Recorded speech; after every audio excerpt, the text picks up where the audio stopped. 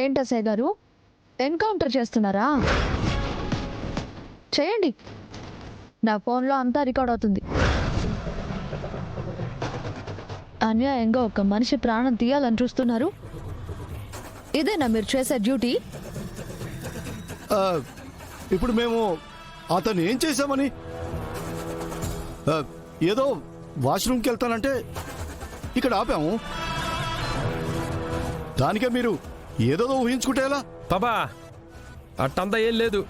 ఈ ఎస్ఐ నన్ను ఎన్కౌంటర్ చేయడానికే ఇక్కడికి తీసుకొచ్చినాడు.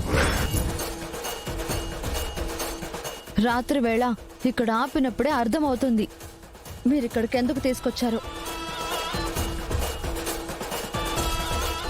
చూడండి ఎస్ఐ గారు, డిపార్ట్మెంట్లో పోలీసులు చాలా మంది ఉంటారు. కొంతమందిని చూస్తే దేవుళ్ళలా కనిపిస్తారు. ఎందుకంటే వాళ్ళ డ్యూటీ వాళ్ళు చేస్తారు కాబట్టి, జనం కోసం ప్రాణాలు ఇస్తున్నారు కాబట్టి. మీలాంటి వాళ్ళు ఎప్పటికీ ఇలానే ఉండిపోతారు.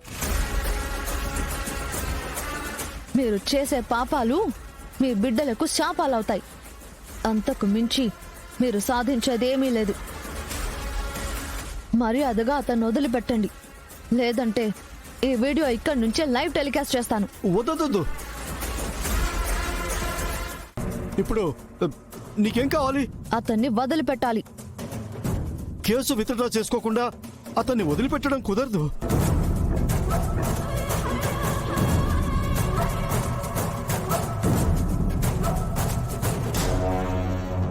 నేను కేసు విత్డ్రా చేసుకుంటాను.